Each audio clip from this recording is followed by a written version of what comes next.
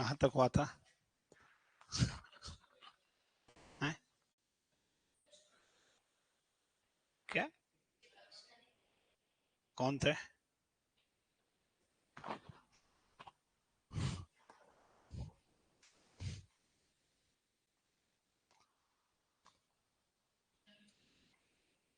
चलो देखे जरा है। हम बात करते हैं लोकसभा अध्यक्ष के कार्य एवं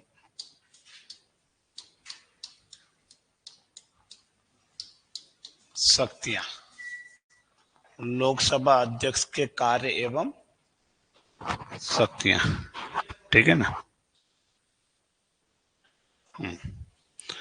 देखिए, अगर हम मैं बात करता हूं, कल मैंने आपसे कहा था कि लोकसभा अध्यक्ष कौन, क्या, किस प्रकार से, सब चीज उसके बारे में बता दिया।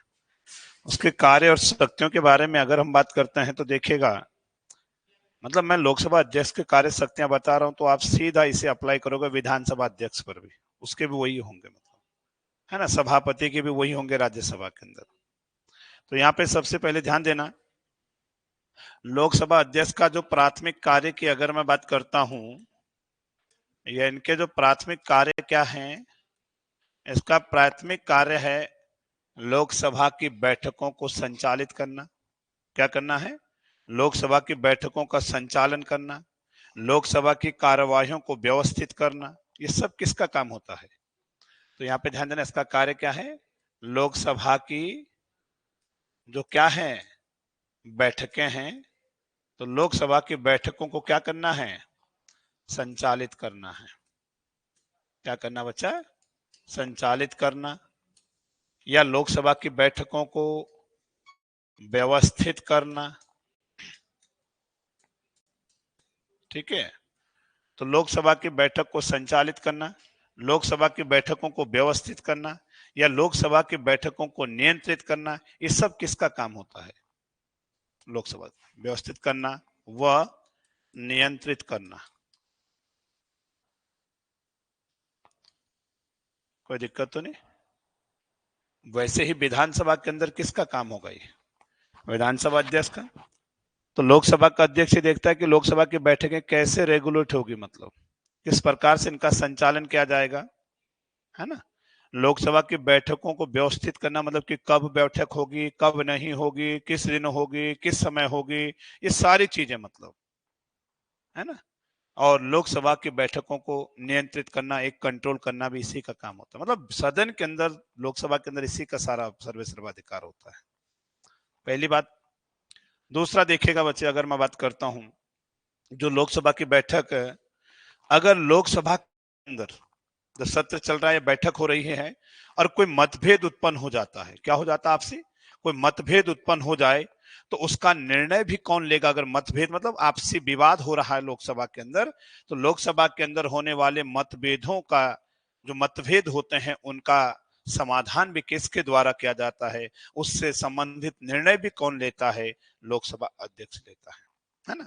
तो मैंने क्या कहा, जो लोकसभा है, और लोकसभा के अंदर कोई भी मतभेद अगर उत्पन्न हो रहे हैं, कोई भी मतभेद अगर होते हैं, उन मतभेदों का संबंधित जो भी निर्णय लेने का प्रावधान है, निर्णय लेने का अधिकार किसको है बच्चा? लोकसभा अध्यक्ष को है ना। जैसे लोकसभा में कोई विधेयक रखा गया, उस पर बड़ी मतभेद आपसी सदन में हो रहे हैं, बहुत ज्यादा विवाद हो रहा है, ये सारा निर्णय लोकसभा अध्यक्ष का होगा। उसे कैसे कंट्रोल करेगा, सदन को कैसे रेगुलेट करेगा, उन मतभेदों को कैसे दूर करेगा, इस सारा काम इसका होगा। समझो ना। तीसरी बात देखिएगा जरा, आप देखोगे कि जब भी मनी बिल आता है, मनी बिल संविधान के कौन से आर्टिकल में है? 110 में, धन विधेयक की बात कर रहा हूं। तो यहाँ पे ध्यान देना, जो धन विधेयक होता है, कौन सा विधेयक? धन विधेयक। और धन विधेयक मेरे संविधान में आर्टिकल 110 में है बच्चा। अब धन विधेयक, ये आपको पता है कि धन विधेयक सर्वप्रथम किस सदन में रखा जाता है? लोकसभा में। जैसे कोई भी कानून बनाने वाला विधेयक होता है, सामान्य विधेयक, उसे पहले लोकसभा भी रख सकती है और राज्यसभा भी पहले रख सकती है, मतलब सर्वप्रथम। संशोधन विधेयक अगर होता है संविधान में संशोधन को लेकर के, उसे पहले लोकसभा भी रख सकती है या पहले राज्यसभा भी रख सकती है। लेकिन अगर मनी बिल है जो केवल धन से संबंधित है, पढ़ेंगे से आगे, तो धन विधेयक को राज्यसभा पहले नहीं रख सकती, बल्कि धन विधेयक सर्वप्रथम किस सदन में रखा जाता है? बोलो, लोकसभा में। आ रहे बस। और जब लोकसभा ने पास कर दिया तब जाएगा कहां पे? राज्यसभा के अंदर। और राज्यसभा किसी धन विधेयक को मात्र 14 दिन तक रोक सकती है। राज्यसभा अगर उसमें कोई संशोधन करना चाहती तो नहीं कर सकती है। 14 दिन के अंदर अगर पास कर देती है राज्यसभा उसे तो ठीक है, नहीं करती है तब भी वहां से पास माना जाता है। मतलब कौन सा? धन विधेयक। तो मैं यही बात कर रहा हूं, अगर कोई धन विधेयक है या कोई बिल धन विधेयक है या नहीं, इसका निर्णय भी कौन लेता है? लोकसभा। सदन में जो बिल रखा जा रहा है, ये बिल मनी बिल है या नहीं, तो इस निर्णय भी कौन लेता है? लोकसभा अध्यक्ष। इसे ध्यान रखना है। तो कोई विधेयक धन विधेयक है या नहीं, कोई बिल धन विधेयक है या नहीं, है ना, इसका निर्णय कौन लेता है? तो इसका निर्णय लेता है बच्चे कौन? इसका निर्णय लोकसभा अध्यक्ष लेता है। और माना लोकसभा अध्यक्ष ने कह दिया कि हाँ ये मनी बिल है, तो उसे मनी बिल के हिसाब से पास करवा जाता है। मनी बिल कहां रखा जाता है, कहां नहीं रखा जाता है। लेकिन अगर धन विधेयक को लाना है तो धन विधेयक को सदन में लाने से पहले राष्ट्रपति की पूर्व अनुमति ली जाती है। पहले राष्ट्रपति से अनुमति लेंगे, क्या हम मनी बिल को रखें, और राष्ट्रपति ने अनुमति दे दी तभी रख सकते हैं। तो अगर आपसे पूछा जाए धन विधेयक को सर्वप्रथम कौन से सदन में रखा जाता है? लोकसभा में, है ना। राज्यसभा कितने दिन तक रोक सकता है? कोई विधेयक धन विधेयक है नहीं, इसका निर्णय कौन लेता है? ये इसका कार्य है। लेकिन धन विधेयक को सदन में रखने से पहले किसकी अनुमति ली जाती है? बोलो, राष्ट्रपति की। तो ये बहुत सारी चीजें यहां पे बन रही, लेकिन आपको लोकसभा स्पीकर का इस पर अधिकार क्या है, क्या कार्य है, क्या शक्ति है कि ये बिल मनी बिल है या नहीं, इसका निर्णय लोकसभा अध्यक्ष लेता है। ठीक है ना। अगला देखना बच्चे, अक्सर क्या होता है कि जब कोई साधारण विधेयक की बात कर रहा हूं मैं, साधारण सामान्य कानून बनाने को लेकर के कोई बिल अगर है और सामान्य कानून बनाने को लेकर के कोई बिल रखा गया है, माना पहले लोकसभा ने रखा, लोकसभा ने पास कर दिया और कहां चले गया? राज्यसभा में। एक सदन पास कर रहा है, एक सदन नहीं कर रहा है, काफी लंबा टाइम हो गया, तो इसका मतलब कि दोनों सदनों में उसको विधेयक को लेकर के क्या चल रहा है? मतभेद चल रहा है ना। जब किसी साधारण विधेयक को लेकर के सदन के बीच में क्या चलता है? मतभेद उत्पन्न होता है, एक पास कर रहा है, एक नहीं कर रहा है। तो आपने देखा होगा कि किसी साधारण विधेयक पर राष्ट्रपति महोदय ज्वाइंट सेशन बुला सकता है, संयुक्त अधिवेशन बुला सकता है। आर्य सुन, दोनों को एक साथ बिठाएगा, ये आगे आएगा संयुक्त अधिवेशन में। तो यहां पे ध्यान देना, जो ज्वाइंट सेशन का प्रावधान है, संयुक्त अधिवेशन, संयुक्त अधिवेशन, संयुक्त अधिवेशन मेरे संविधान के आर्टिकल 108 में है। ठीक है ना। और ज्वाइंट सेशन क्या संविधान संशोधन विधेयक पर होगा? नहीं। क्या मनी बिल पर ज्वाइंट सेशन होगा? नहीं। केवल सिंपल कानून कोई बन रहा है, साधारण विधेयक पर क्या होता है? ज्वाइंट सेशन होता है। आर्य बस बोलो। तो ज्वाइंट सेशन जो होता है, संयुक्त अधिवेशन बुलाता कौन है? राष्ट्रपति। लेकिन ज्वाइंट सेशन जो हो रहा है, इस ज्वाइंट सेशन की अध्यक्षता करेगा कौन? जब दोनों सदन एक साथ बैठते हैं तो लोकसभा स्पीकर ही क्या करता है? इसकी अध्यक्षता करता है ना, इसकी पावर। तो बताइए, जब संयुक्त अधिवेशन होता है तो ज्वाइंट सेशन की अध्यक्षता भी कौन करेगा? लोकसभा अध्यक्ष के द्वारा ज्वाइंट सेशन की अध्यक्षता की जाती है, संयुक्त अधिवेशन की अध्यक्षता करता है। कोई दिक्कत तो नहीं, समझो मेरी बात। लेकिन ये पावर है ना इसकी, मतलब दोनों सदन एक साथ बिठा दिए, क्यों मतभेद चल रहा था, अब रखेंगे, अब साधारण बहुमत से पास करवा जाता फिर। लेकिन अगर लोकसभा अध्यक्ष नहीं है, अब्सेंट है, एक कंडीशन बता रहा हूं, अगर लोकसभा अध्यक्ष नहीं है माना, तो कौन अध्यक्षता करेगा? लोकसभा का उपाध्यक्ष करेगा फिर बच्चा। अगर लोकसभा का उपाध्यक्ष भी नहीं है, यहां नहीं, ज्वाइंट सेशन है ना, दोनों सदन बैठे हैं, राज्यसभा का सभापति नहीं कर सकता, क्योंकि वो उपराष्ट्रपति है, वो सदन में थोड़ी ना बैठा होगा। बोलो रे, सुन रहे मेरी बात? यही सुनना चाह रहा था मैं। अगर ज्वाइंट सेशन हो रहा है तो अध्यक्षता करेगा लोकसभा स्पीकर, ये तो संविधान कह रहा है। लेकिन अगर अध्यक्ष नहीं, ओम बिरला साहब नहीं है, तो लोकसभा का जो डिप्टी चेयरमैन, डिप्टी स्पीकर होगा वो करेगा। अगर वो भी नहीं है तो राज्यसभा के डिप्टी चेयरमैन, उपसभापति, ना कि सभापति बचा। आई बात समझ में? क्योंकि सभापति कौन होता है? उपराष्ट्रपति। तो वो नहीं कर सकता ज्वाइंट सेशन की अध्यक्षता। बोलो ना। तो जो राज्यसभा का डिप्टी चेयरमैन होगा, उपसभापति होगा, वो अध्यक्षता करेगा। ठीक है ना, कोई दिक्कत तो नहीं? तो ध्यान देगा। लेकिन हमें लोकसभा अध्यक्ष की पावर पढ़नी थी। हमने कहा था ज्वाइंट सेशन की अध्यक्षता कौन कर सकता है? लोकसभा अध्यक्ष करता है। सुन रहे मेरी बात? चार देखिएगा, अगला काम, बहुत सारे कार्य हैं सदन के अंदर, सारा काम इसी का, तो यही तो सर्वे सर्वा होता है। कौन? लोकसभा अध्यक्ष। अगर हम बात करते हैं कि अगर लोकसभा के अंदर, है ना, लोकसभा के अंदर अगर कोई विधेयक रखा गया है, क्या रखा गया? कोई सिंपल विधेयक, साधारण विधेयक रखा गया, और उस साधारण विधेयक पर क्या हो जाता है बच्चे? मतदान क्या हो जाते हैं? बराबर हो जाता है। बराबर हो जाए, वोटिंग हो रही है साधारण विधेयक पर, सिंपल कानून को, और उस विधेयक पर जब वोटिंग हो रही है, और वोटिंग होते समय क्या हो जाता है? उस विधेयक पर मतदान क्या हो जाते हैं? बराबर हो जाते हैं। तो ऐसे स्थिति में अगर मतदान बराबर हो जाते हैं, तो ऐसे स्थिति में लोकसभा अध्यक्ष क्या कर सकता है? बोलो भाई। तो लोकसभा अध्यक्ष इस समय कौन सा वोट डाल सकता है? निर्णायक मत डाल सकता है, कास्टिंग वोट जिसे हम कहते हैं बच्चे। बोलो रे, कास्टिंग वोट।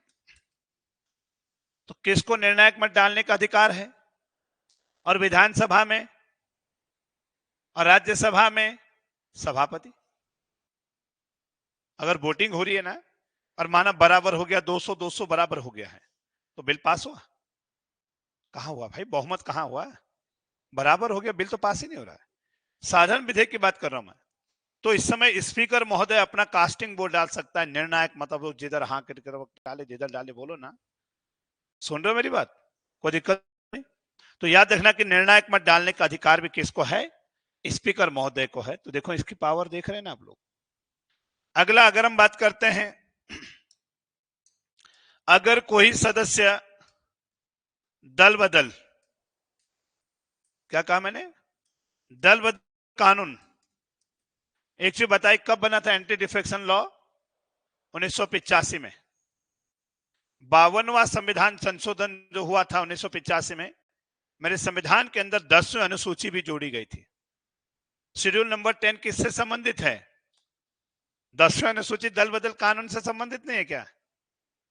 तो ये 10वीं अनुसूची 1985 में जोड़ी गई।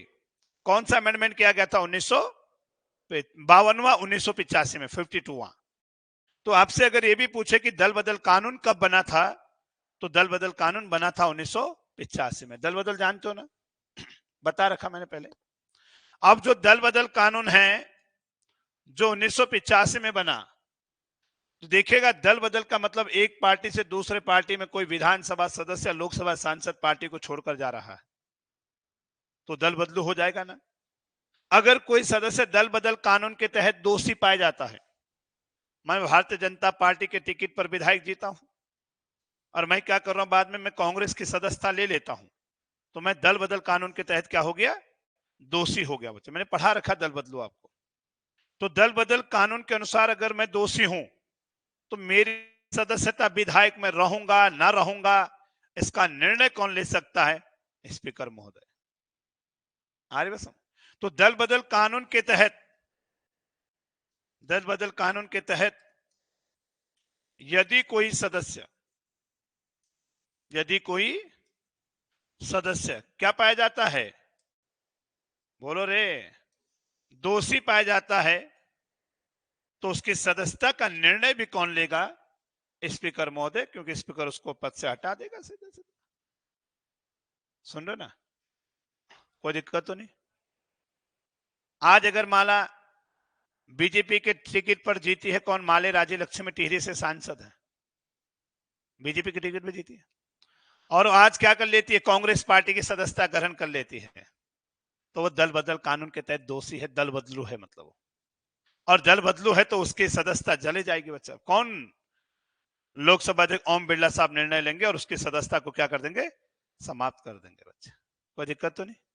तो अगर कोई भी सदस्य दल बदल कानून के तहत दोषी पाया जाता है तो उसकी सदस्यता का निर्णय कौन लेता है? बच्चा समझ गए मेरी बात? स्पीकर लेता है।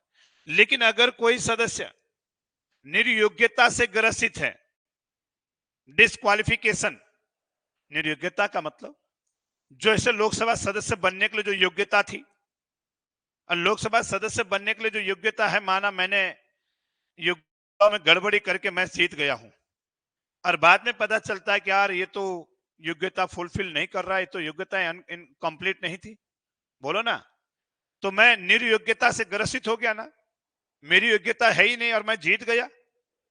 सुन रहे ना मेरी बात? बोले तो अगर कोई सदस्य निर्योग्यता से, डिस्क्वालिफिकेशन की बात कर रहा हूं मैं, अगर निर्योग्यता से ग्रसित होता है तो उसकी सदस्यता का निर्णय अंतिम राष्ट्रपति लेता है। कौन लेता है? कि उसकी सदस्यता रखना या उसकी सदस्यता समाप्त करना मतलब। लेकिन अगर दल बदलू है, दल को बदल करके, तो उसकी सदस्यता का निर्णय लेता है। बड़ा अच्छा क्वेश्चन बनेगा, याद रखना। नहीं समझ आया? आ गया? तो अगर कोई सदस्य दल बदलू है, दल बदल कानून के तहत दोषी पाया जाता है, तो उसकी सदस्यता का निर्णय स्पीकर लेगा। जैसे यहाँ पे विधानसभा अध्यक्ष लेगी रितु खंडूड़ी। आप खुद देखो ना, उत्तराखंड में अगर मैं बात करता हूं, बद्रीनाथ सीट से राजेंद्र भंडारी जी विधायक जीत कर आए थे 2022 में कांग्रेस टिकट पर, और लोकसभा का जब चुनाव देश में चल रहा था तो उन्होंने विधायक के कांग्रेस के टिकट पे जीत के आए, और उन्होंने किसकी सदस्यता ले ली? बाद में बीजेपी में चले गया। देखो ना, कहां चले गया? बीजेपी की सदस्यता ले ली, तो दल बदल कानून के तहत दोषी हो गया ना। अब उसकी सदस्यता खत्म कर दी ना बाद में, किसने की? रितु खंडूड़ी ने। स्पीकर निर्णय लेता है बच्चा उस पर, बोलो ना। अब स्पीकर ये नहीं देखेगी ना ना ये तो हमारी पार्टी में आ रहा है, कोई बात नहीं, ना ना ना ना, दल बदलू तो है ना, तो खत्म कर दिया। और फिर 6 माह के अंदर वहां पे फिर विधानसभा चुनाव हुए थे, बद्रीनाथ में हुए थे ना, फिर लड़ा वही कांग्रेस से भी, अब बीजेपी ने भी उसी को लड़ाया कि चल तू हमारी टिकट से, हमारे तू ही लड़ रहे, हरवा दिया कांग्रेस ने, बोलो ना, समझो ना मेरी बात। तो यहां पे भी वही मैं बात कर रहा हूं, तो दल बदल केंद्र में कौन लेगा? लोकसभा अध्यक्ष। लेकिन अगर निर्योग्यता से ग्रस्त है तो उसकी सदस्यता का निर्णय, लेकिन क्वेश्चन ये भी बन जाता है कि अगर कोई सदस्य निर्योग्यता से ग्रसित है, उसकी सदस्यता का अंतिम निर्णय कौन लेता है? ऑप्शन नंबर ए, राष्ट्रपति, बी, निर्वाचन आयोग, सी, निर्वाचन आयोग की सलाह पर राष्ट्रपति, डी, भारत की संसद। आंसर बताओ, कौन लेगा?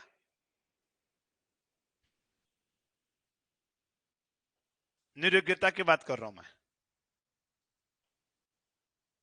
बिल्कुल मानना राष्ट्रपति आप लोगों ने, लेकिन याद रखना, हाँ राष्ट्रपति लेता है, कोई दिक्कत नहीं, लेकिन राष्ट्रपति अपने मर्जी से नहीं, इलेक्शन कमीशन सलाह देगा ना उसे कि हाँ सही में ये सदस्य निर्योग्यता ग्रसित है, इसकी योग्यताएं फुलफिल नहीं कर रहा है, कंप्लीट नहीं है, तब जाके राष्ट्रपति लेगा। तो यहाँ पे राष्ट्रपति अलग बोला मैंने, और यहाँ पे एक तीसरा ऑप्शन बोला निर्वाचन आयोग की सलाह पर राष्ट्रपति।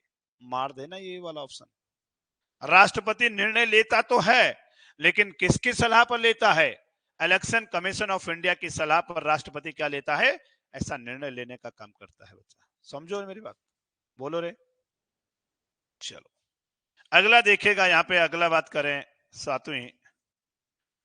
अब देखिएगा कोई सदस्य सदन के अंदर कितने समय तक बोल सकता है, कब बोलेगा, किस चीज पर बहस होगी, है ना, कब नहीं बोलेगा, ये सारा निर्णय सदन के अंदर कौन लेता है? देखा नहीं कोई सदस्य बोला कि 2 मिनट बोलना है, और सदस्य बोल तो रह रहा, फिर क्या बोलता है स्पीकर, मान्य सदस्यगण बैठ जाएगा, आपका टाइम हो गया है, फलाने सदस्य का नाम ले लेते हैं, आप उठिए। सुन रहे ना मेरी बात? तो ये सारा निर्णय लोकसभा के अंदर उसी का है बच्चे, किसका? स्पीकर महोदय का है। तो राज्यों में विधानसभा के अंदर उसका, विधानसभा अध्यक्ष का, ठीक है ना। लेकिन अगला देखिएगा, अगर बात करते हैं कोई सदस्य अगर सदन के अंदर हिंदी नहीं जानता है, साउथ के कई सांसद ऐसे होते हैं जो हिंदी ना जाने, और न हिंदी जानते हैं ना अंग्रेजी जानते हैं, मानो उनको मलयालम ही आ रही है, अपनी मातृभाषा जो वहां की राजभाषा उनकी। अगर सदन के अंदर कोई सदस्य ना हिंदी और ना अंग्रेजी को जानता है, तो उस सदस्य को उसकी मातृभाषा में बोलने का अधिकार भी लोकसभा अध्यक्ष देता है कि आप अपनी मातृभाषा में बोलिएगा। सुन रहे ना मेरी बात? बोलो ना, तो ध्यान रहेगा ना। और अगला एक पॉइंट लास्ट, देखो कार्य तो बहुत है, हम ज्यादा नहीं पढ़ रहे हैं। अगर सदन के अंदर कार्रवाई शुरू होनी है लोकसभा में, और कार्रवाई शुरू करने से पहले कोरम पूरा होना चाहिए ना, याद आया कोरम 1/10 लोकसभा का, राज्यसभा में भी 10, विधानसभा में। अब देखिए, जब कोरम पूरा नहीं है, अगर माना किसी भी कार्रवाई को सदन में चलाना है, संचालित करना, तो उसके लिए कोरम पूरा होना चाहिए। अगर कोरम पूरा नहीं है, क्या सदन की बैठक होगी? सदन की कार्रवाई होगी? नहीं होगी। क्या कर दिया जाएगा? सदन की बैठक को स्थगित कर दिया जाता है। बोला ना? तो बताइए कौन कर सकता है सदन की बैठक को स्थगित? स्पीकर महोदय ही सदन की बैठक को क्या कर सकता है बच्चा? स्थगित कर सकता है, मतलब बोले ना। तो ये कुछ कार्य हैं लोकसभा स्पीकर के, महत्वपूर्ण कार्य हैं, इसकी शक्तियां हैं। आप इसे ध्यान रखना कि कौन कौन से कार्य, कौन कौन सी शक्तियां लोकसभा अध्यक्ष के पास होती है बच्चा। बोलो रे, समझो मेरी बात। चलो, कुछ क्वेश्चन है? पूछ लो, ठीक है ना। अब देखिएगा, नेक्स्ट हम बात करते हैं, मैं आपको कुछ संसदीय विशेष अधिकार 2-4 बता रहा हूं, ज्यादा डिटेल में मत पढ़िएगा। मैं आपसे कह रहा हूं संसदीय विशेषाधिकार, संसदीय विशेषाधिकार।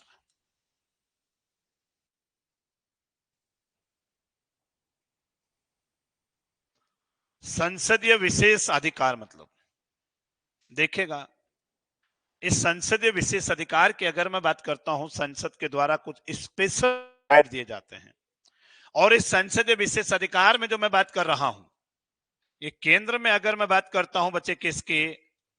सांसदों की, चाहे लोकसभा राज्यसभा के सांसद हो, बोले ना, या मैं बात करता हूं राज्य विधानमंडल के सदस्यों की। किसके?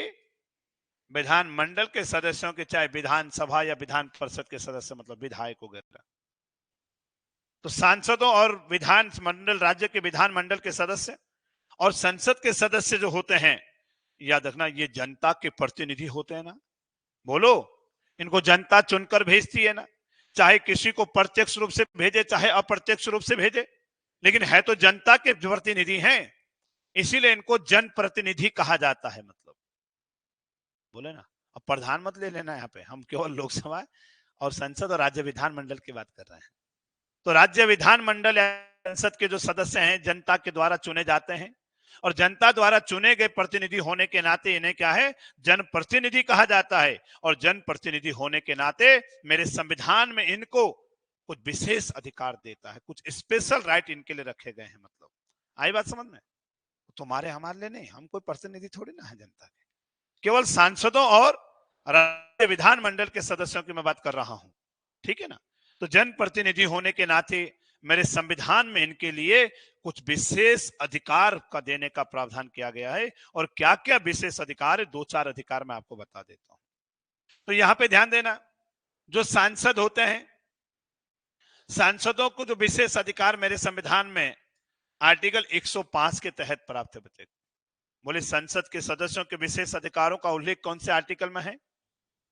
और जो राज्यों के विधानमंडल हैं, राज्यों के अंदर राज्य विधानमंडल जो विधायक हैं, विधानसभा सदस्य, विधानमंडल सदस्य हैं, उनको मेरे संविधान में आर्टिकल 194 के तहत विशेष अधिकार दिए गए हैं, लेकिन अधिकार दोनों के लिए सेम, लेकिन उनका प्रावधान 105 में और राज्यों के विधानमंडल का प्रावधान 194 में। अरे दोनों तो जनप्रतिनिधि हैं, तो दोनों को इक्वल राइट होंगे, मतलब जो अधिकार मैं बता रहा हूं दोनों के लिए है, चाहे राज्यों के विधानसभा के सदस्यों के लिए विधानमंडल के, और चाहे संसद के सदस्यों के लिए बात कर रहा हूं। बोलो रे।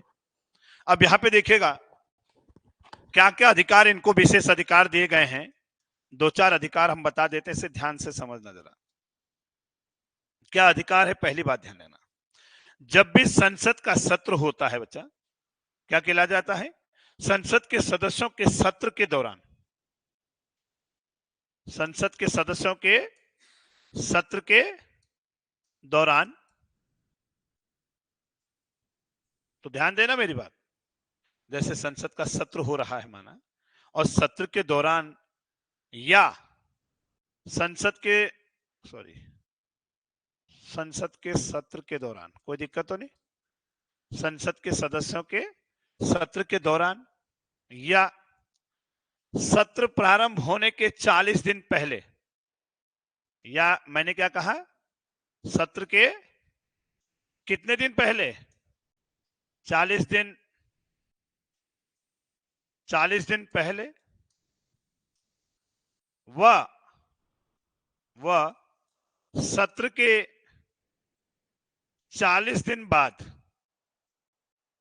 देख रहे हो भाई, मैंने क्या कहा, संसद के सत्र के दौरान जब सत्र चल रहा है, या सत्र प्रारंभ होने के 40 दिन पहले से और सत्र के 40 दिन बाद तक, सुनना मेरी बात, किसी भी सदस्य की, चाहे संसद का सदस्य हो, लोकसभा राज्यसभा का, चाहे राज्य विधानमंडल का क्या हो, सदस्य हो, किसी भी सदस्य को क्या नहीं किया जाएगा, अरेस्ट नहीं किया जाएगा, गिरफ्तार नहीं किया जाएगा।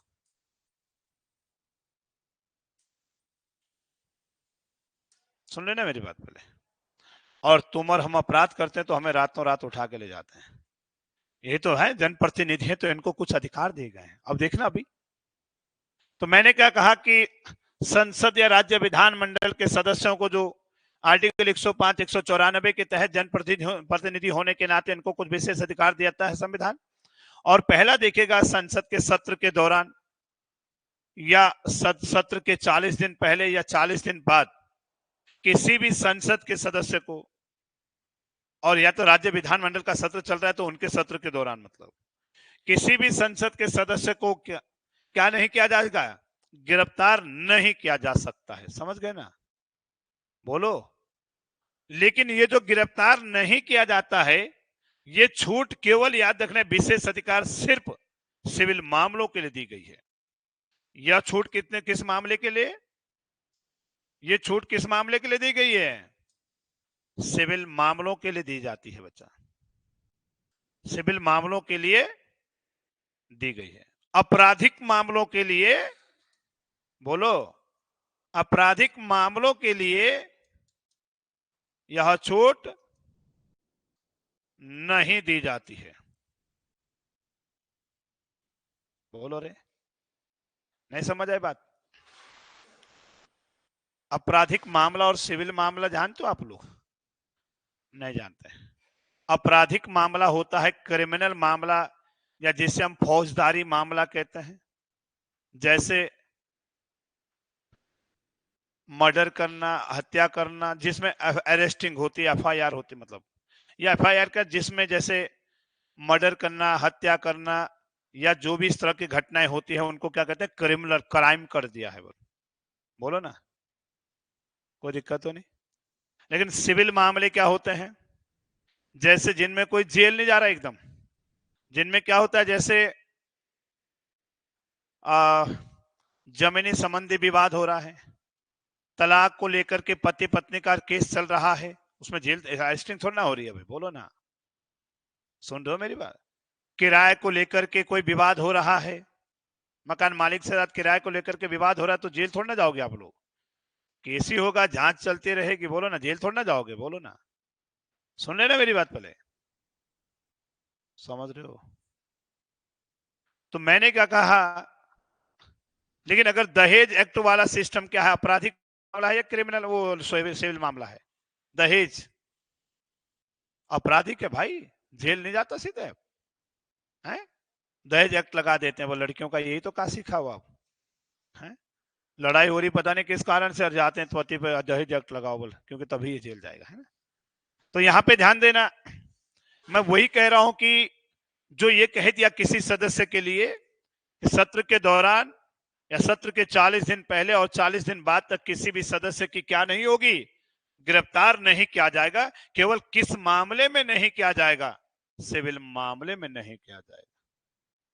माना पत्नी का तलाक विवाद चल रहा है तो उसमें कोई अरेस्टिंग नहीं होगी, बोले उसकी, औरों की हो सकती है किसी कारण से, लेकिन उसकी नहीं होगी। वो सदस्य है, सत्र चल रहा है, बोलो ना। या अन्य सिविल मामले जितने भी मैंने कहा था। लेकिन अगर आपराधिक मामला है, माना मैं संसद का सदस्य हूं या विधायक हूं, मैंने किसी की हत्या कर दी, मर्डर कर दिया, तो क्रिमिनल मामला है ना, उसमें थोड़ी ना छूट दे रहा है सदन के सत्र के दौरान, उस समय तो गिरफ्तारी होगी उसकी, बोलो ना। नहीं समझ आया?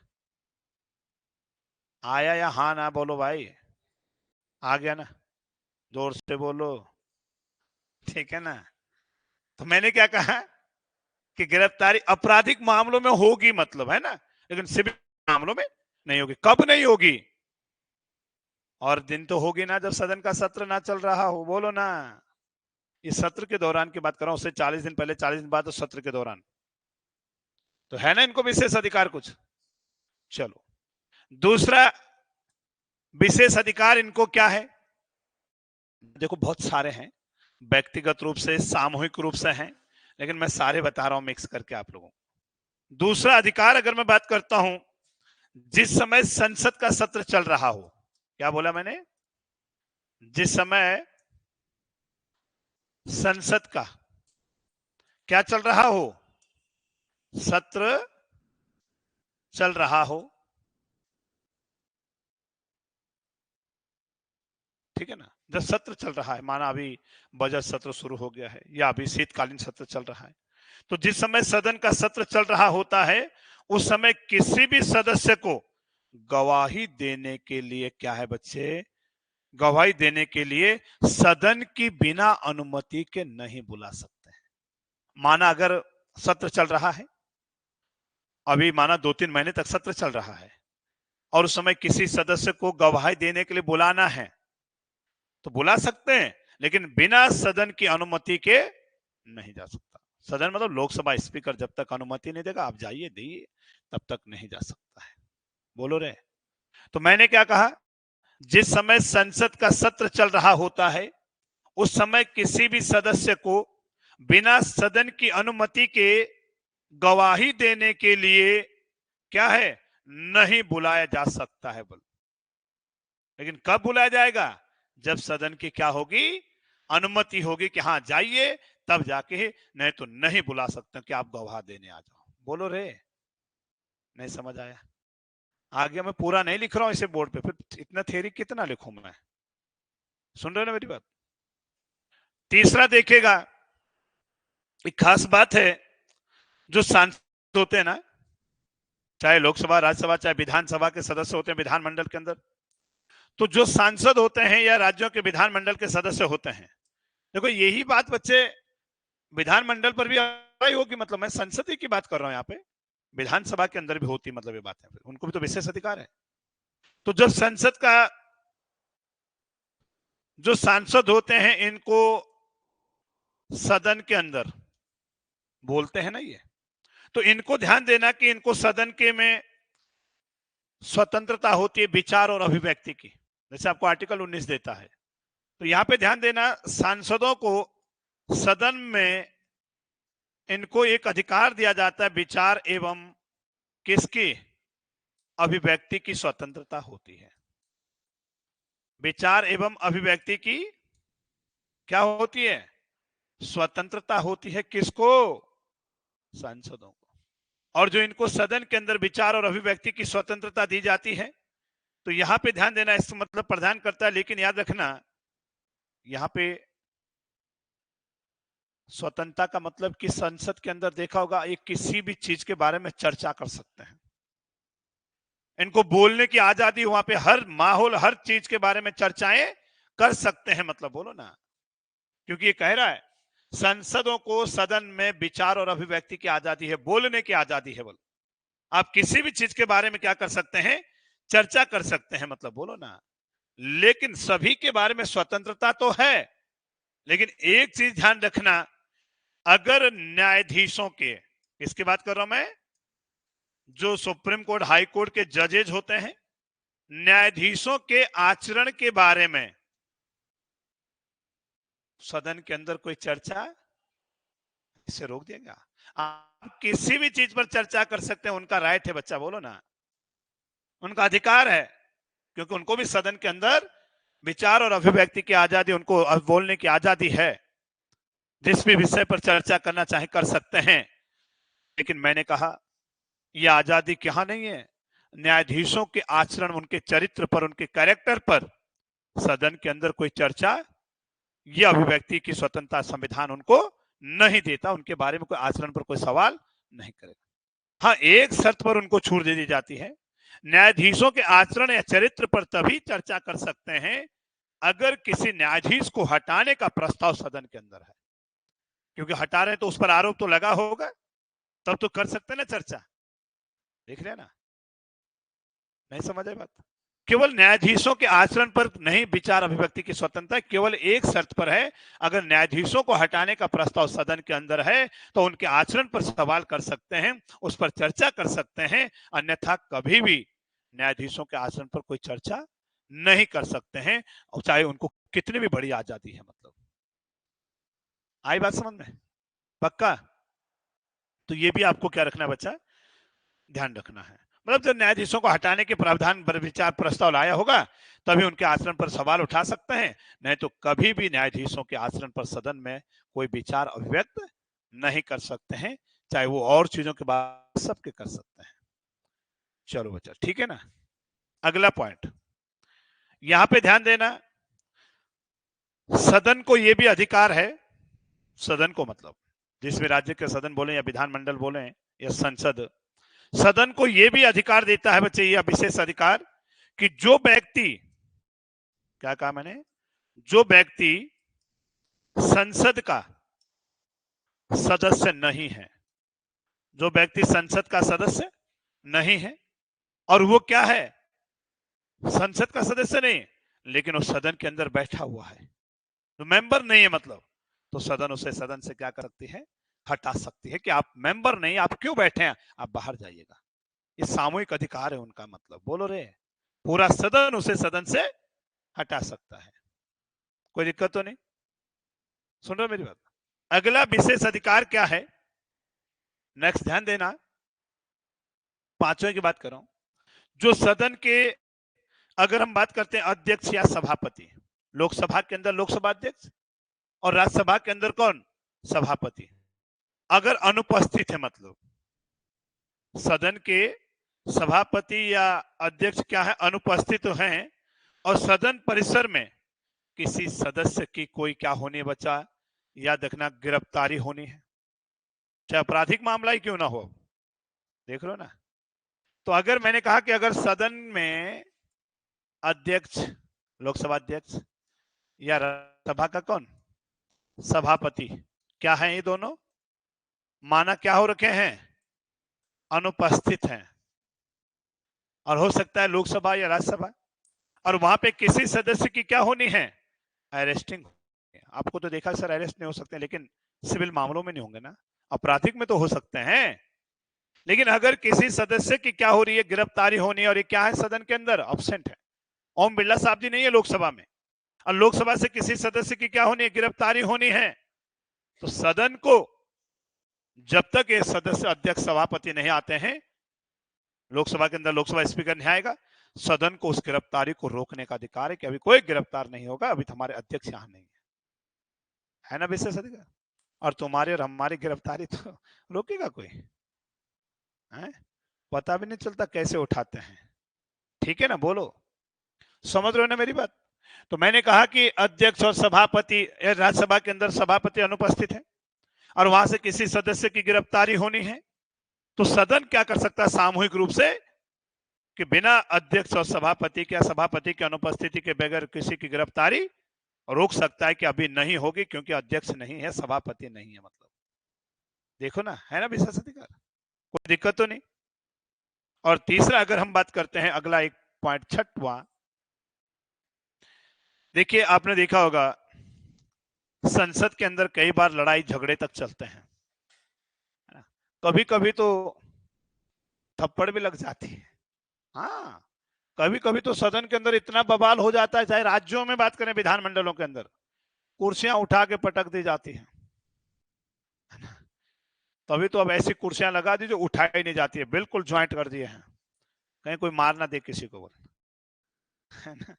तो यहाँ पे ध्यान देना कि ये प्रावधान है, संसद को विशेष अधिकार है कि सदन के अंदर अगर मैं आपको कुछ भी बोल रहा हूं, मतलब कुछ भी मतलब जो भी बोल रहा हूं, सदन के अंदर होने वाली जो भी चर्चाएं, जो भी कार्रवाई होती है, जो भी मामले हैं, उनकी न्यायपालिका क्या नहीं कर सकती है, जांच नहीं कर सकती है। विशेष अधिकार है सदन का। ये नहीं है कि माना मैंने नहीं है, किरण को किसी ने थप्पड़ मार दिया सदन के अंदर, माना तुम भी मेंबर है, कोई और भी है, मार दिया माना, और किरण को थप्पड़ मार दिया। अब किरण बोलेगी मैं तो कोर्ट जाती हूं, इसने मेरे थप्पड़ कैसे मारा, महिला का अधिकार का हनन कर दिया है। ना जी ना, कोर्ट नहीं जा सकती है। लिखा हुआ है सदन के अंदर कार्रवाइयां जो भी होती है उनकी न्यायपालिका का प्रतिषेध, न्यायपालिका की जांच से क्या है, बाहर है। न्यायपालिका वहां पे इंटरफेयर नहीं कर सकती है। देख रहे हो ना। अब आप बोलोगे सर क्यों, वहां किसी को मर्डर कर दें तो बढ़िया है।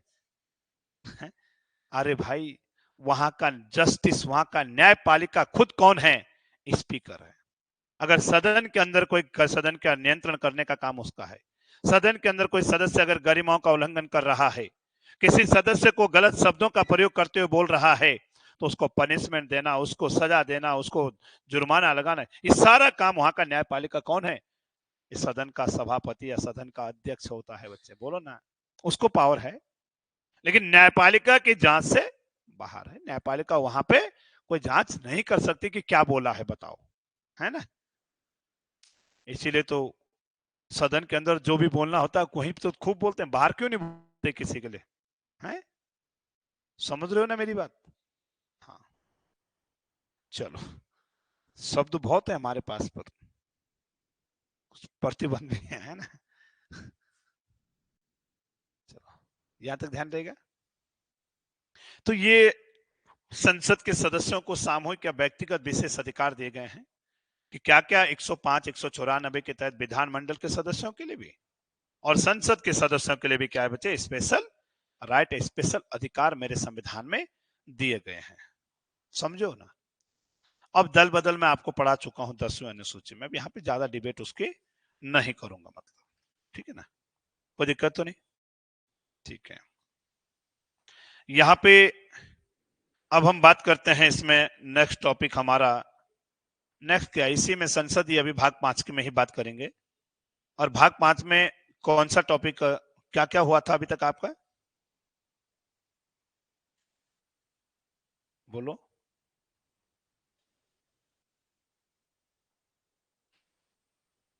हुआ था कुछ? हुँ? बोलो भाई।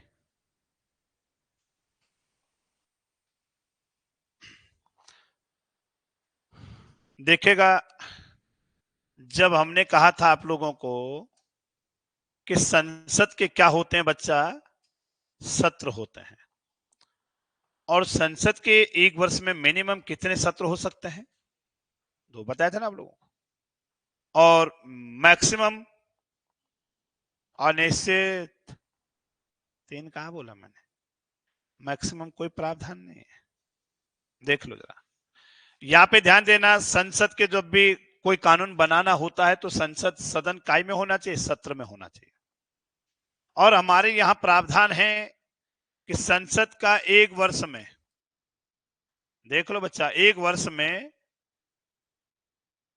कम से कम, मिनिमम बोल रहा हूं ना मैं, कम से कम संसद के एक वर्ष में, ध्यान रखना, 2 सत्र होने चाहिए, 2 सेशन होने चाहिए। 2 क्यों? क्योंकि यहां प्रावधान है कि 6 माह से ज्यादा का अंतर नहीं होना चाहिए। तो जब एक अभी हुआ तो साल भर में एक दूसरा भी तो होना चाहिए। 6 माह से ज्यादा का अंतराल नहीं होना चाहिए। 6 माह के अंतराल पर ही दूसरा करना पड़ेगा। मतलब बोलो रे, तो 2 सत्र तो होने ही होने, ये तो फिक्स है। मतलब बोलो ना, कम से कम 2 होने हैं। लेकिन अगर अधिकतम बात करते हैं एक साल में, मैक्सिमम कितने कर सकते हैं? मैक्सिमम अनिश्चित है बच्चा, बोलो ना। नहीं लिखा हुआ कि कितने कर सकते हैं। 3, 4, 5, 6, 7, 8, 9, बोलो ना। कितने भी सत्र एक साल में कर सकते हैं, अधिकतम का कोई निश्चित क्राइटेरिया।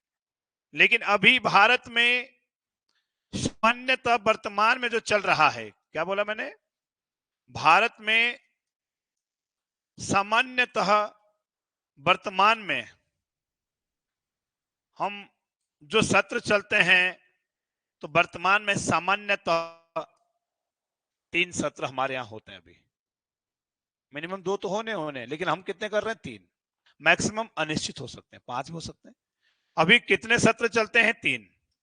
और ये देखिएगा आप, एक है साल का जो पहला सत्र होता है बजट सत्र, और बजट सत्र की शुरुआत फरवरी से लेकर के लगभग मई तक चलता है बच्चा। दूसरा सत्र जिसे हम कहते हैं मानसून सत्र, क्या कहते हैं? मानसून सत्र। और मानसून सत्र की अगर मैं बात करता हूं, जुलाई से लेकर के लगभग सितंबर तक चलता है बच्चा, बोलो रे। और तीसरा अगर मैं बात करता हूं, शीतकालीन सत्र, हमने नाम दे रखे उनको, बोलो ना, शीतकालीन सत्र। और शीतकालीन सत्र चलता है लगभग नवंबर दिसंबर में आजकल।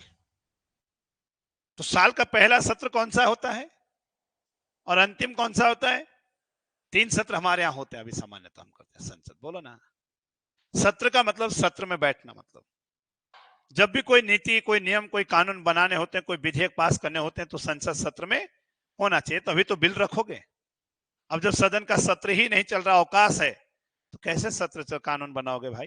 अध्यादेश छोड़ो, अभी ऑर्डिनेंस पे हम आएंगे। बताया था, उस बता तो रखा मैंने, राष्ट्रपति की शक्ति में ऑर्डिनेंस बता रखा मैंने, है ना। तो अभी देखेगा सत्र, अब यहां देखेगा इसके बीच में जो आपका मई से लेकर जून जुलाई के तक जो भी काम है, ये सत्र का अवकाश होता है बच्चा। इसमें कोई सत्र नहीं चल रहा है, इसमें सदन सत्र में नहीं बैठता है ना। और यहाँ पे देखो सितंबर, अक्टूबर, नवंबर में क्या है? कोई सत्र नहीं चल रहा है, बोलो ना। ये सत्र अवकाश होता है। तो 3 सत्र होते हैं बच्चा, कोई दिक्कत तो नहीं? यहां तक बताइए, ठीक है ना। और साल का सबसे बड़ा सत्र कौन सा, सबसे बड़ा सत्र कौन सा होता है और सबसे छोटा सत्र कौन सा होता है? अब देखिएगा, यहाँ पे आगे बात करो, देखे यहाँ पे जरा, आप देखिएगा, मैंने आपको पढ़ाया था आर्टिकल 85, और आर्टिकल 85 में संसद लिखा हुआ है बच्चा। यहाँ क्या लिखा हुआ है? यहाँ लिखा हुआ है राष्ट्रपति। क्या लिखा हुआ है? राष्ट्रपति संसद के सत्र को, संसद के सत्र को क्या करता है? आहूत करेगा। आहूत का मतलब होता है बुलाना।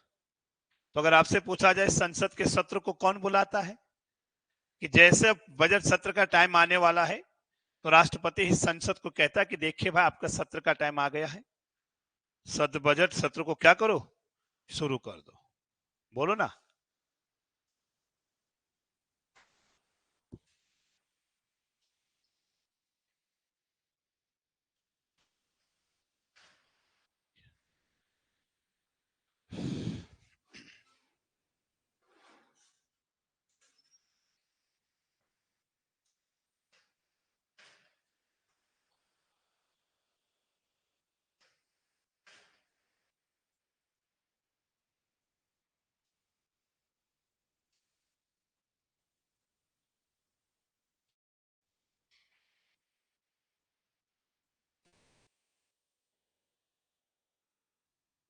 चलो, ठीक है ना। तो कौन सत्र को आहूत करता है बच्चा? जब सत्र का टाइम होता है, 3 सत्र करते हैं, तो जो सत्र से पहले राष्ट्रपति बुला लेता है कि आप सत्र क्या करो, प्रारंभ करो। और मैंने कहा था इसी 85 में लिखा हुआ है कि जो राष्ट्रपति है, कौन, राष्ट्रपति, संसद के सत्र का, संसद के सत्र का सत्रावसान करेगा। अब देखिए, सत्रावसान का मतलब होता है बच्चे समाप्त। जैसे बजट सत्र फरवरी में शुरू हो गया, फरवरी से लेकर मई तक चल रहा है बैठकें, मतलब अब जानो कि मई में खत्म होना है सत्र को, बैठकें नहीं, सत्र। और मई में जैसे सत्र खत्म होने वाला है, तो कौन उससे आकर समाप्त करेगा, राष्ट्रपति। बुलाए भी किसने, राष्ट्रपति ने। और सत्र को समाप्त भी कौन करेगा, राष्ट्रपति। क्या सत्र समाप्त हो गया, अब सत्र होगा तब बुला लेंगे, बोलो ना। और यहां पे एक चीज ध्यान रखना, यहीं पे 85 में लिखा हुआ है कि राष्ट्रपति, देख रहे हो ना, राष्ट्रपति प्रधानमंत्री की सलाह पर, देखो किसकी सलाह पर, प्रधानमंत्री की सलाह पर, अपने मर्जी से नहीं, अपने विवेक से नहीं, किसकी सलाह पर, प्रधानमंत्री की सलाह पर लोकसभा को क्या कर सकता है बच्चा, लोकसभा को भंग कर सकता है, विघटित कर सकता है, भंग कर सकता है। अब बताइए लोकसभा को कौन भंग कर सकता है, राष्ट्रपति। लेकिन सलाह किसकी चाहिए, क्या आज दे देगा मोदी जी सलाह के कर दो भंग, कौन चाहेगा मेरी सरकार चले जाए, मतलब बोलो ना। लोकसभा भंग हो गए तो पूरी सरकार गई, लोकसभा खत्म, नया चुनाव होगा, है ना। इसीलिए जब हमारे यहाँ 2024 में 18वीं लोकसभा का चुनाव हुआ, तो 17वीं लोकसभा थी ना पहले गठित, 2024 में 17वीं लोकसभा क्या हो गई, समाप्त। लेकिन याद रखना किसने समाप्त किया, भंग किया उसे। अब जैसे लोकसभा 18वीं चल रही है, ये 18वीं लोकसभा कब तक, 2029 तक। अब 2029 में राष्ट्रपति जो भी होगा, वो राष्ट्रपति कहेगा कि, सॉरी, प्रधानमंत्री कहेगा 29 में चुनाव से पहले, चुनाव जब होने वाले हैं, नई लोकसभा आएगी अब, तो राष्ट्रपति से कहेगा कि सर, महामहिम राष्ट्रपति महोदय, सदन को क्या कर दो, अब लोकसभा को क्या कर दो, भंग कर दो, क्योंकि कार्यकाल पूरा हो गया। तब जाके राष्ट्रपति भंग करेगा, अपने मर्जी से नहीं कर सकता राष्ट्रपति। सुन रहे ना, प्रधानमंत्री की सलाह पर भंग करेगा बच्चा।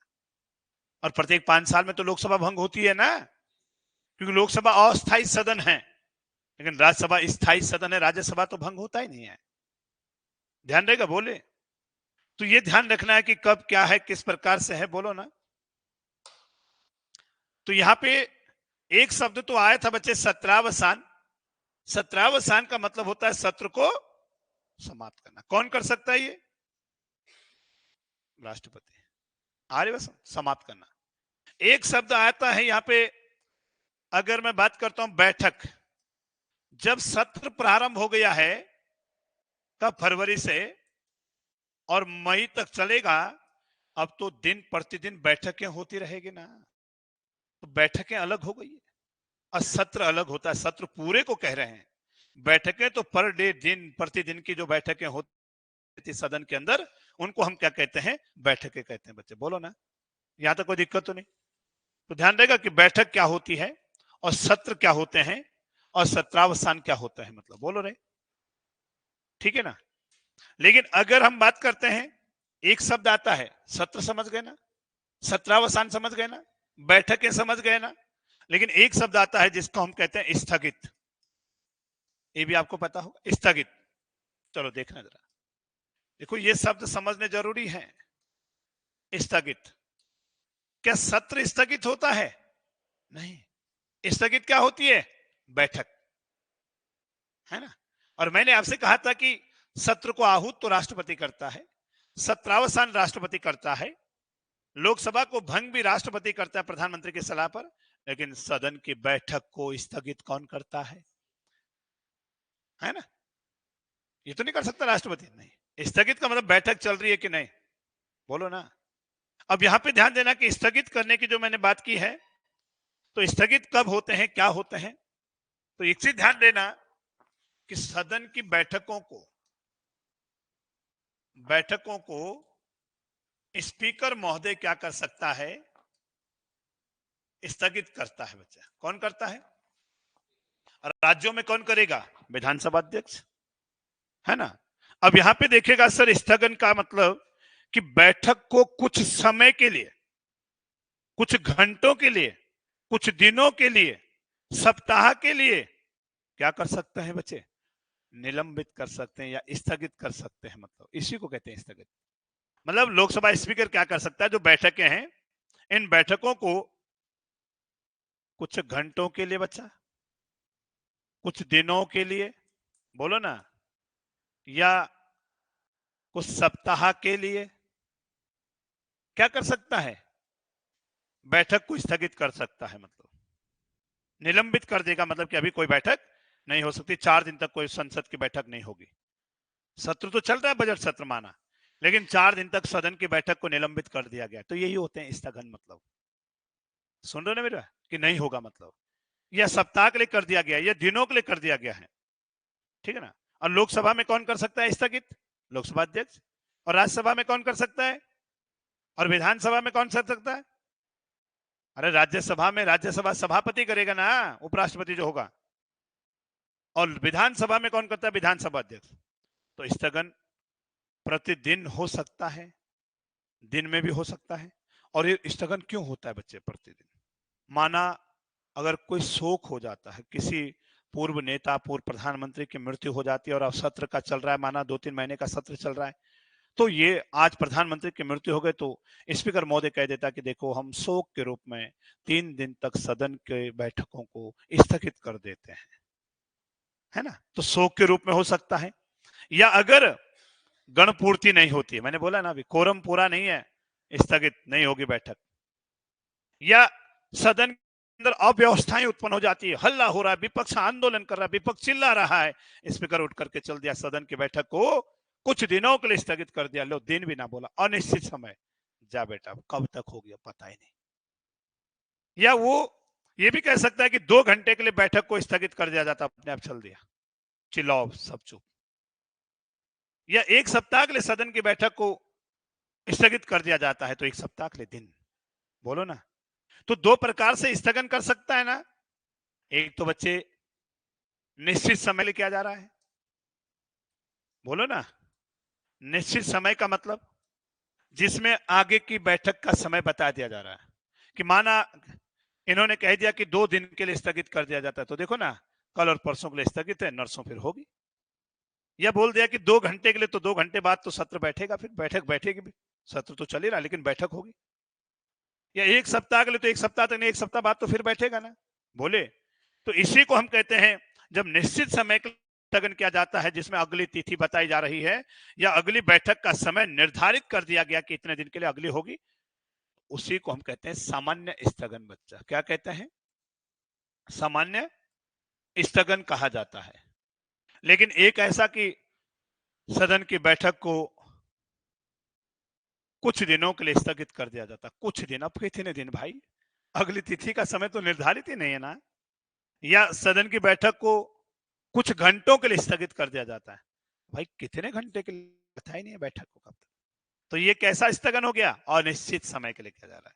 और जब अनिश्चित समय के लिए स्थगन किया जाता है, अनिश्चित समय के लिए स्थगन कर सकता है, कौन करेगा? ये स्पीकर। इसी को हम कहते हैं साइन डाई, बोलो, स्थगन। साइन डाई स्थगन मतलब अनिश्चित का निर्धारित समय नहीं बताया। तो समझ गए ना, स्थगित क्या होता है, कोई दिक्कत तो नहीं, बोलो ना। और सत्रावसान क्या होता है ना। सत्रावसान राष्ट्रपति कर सकता है, स्थगन स्पीकर कर सकता है बच्चा, है ना। अगर माना सत्रावसान कर दिया गया, सत्र समाप्त हो गया, माना सदन में अभी कोई बिल आया है, और कोई बिल आया, और बिल आने के बाद क्या हो जाता बच्चा, माना बिल रखा है और समय सत्र का सत्रावसान का हो गया, बिल पास नहीं हुआ अभी, और समय सदन का सत्र क्या हो गया बच्चे, राष्ट्रपति ने सत्रावसान कर दिया, समाप्त हो गया, बिल पास नहीं हुआ, अभी पूरा सदन ही के अंदर था वो, क्या वो बिल समाप्त हो जाएगा? नहीं। अगर सत्रावसान हो जाता है, सत्र समाप्त हो गया है, तो बिल समाप्त नहीं होगा बच्चे, बिल पर कोई प्रभाव नहीं पड़ता है। जब फिर सत्र आएगा, अगला माना विंटर सेशन आएगा, तब उसे रखेंगे फिर, बोले ना। और जब सदन को स्थगित किया जाता है, सदन ने सॉरी इस बैठक को स्थगित होती है, सदन की बैठक स्थगित होती है, सत्र नहीं बचा, बोलो ना। तो बैठक को स्थगित किया जाता है, तब भी बिल पर कोई प्रभाव नहीं पड़ता, बिल रहेगा वहीं पे बना हुआ। लेकिन अगर संसद या सदन अगर क्या हो जाता है बच्चे, विघटित होती है सदन, देखो राज्यसभा तो भंग होता नहीं है ना, विघटित होता नहीं, लोकसभा भंग होती है, लोकसभा विघटित होती है, लेकिन जब लोकसभा विघटित होगी, लोकसभा भंग होगी और कोई विधेयक सदन के अंदर है, तो विधेयक पर प्रभाव पड़ेगा। और ये हम कल चर्चा करेंगे कि जब विधेयक लाया गया, लोकसभा भंग होती है, तो उस समय क्या क्या प्रभाव पड़ता है, लोकसभा कैसे विघटित होती है, कल आके हम बात करेंगे। आई बात समझ में? बोलो। चलो ठीक है।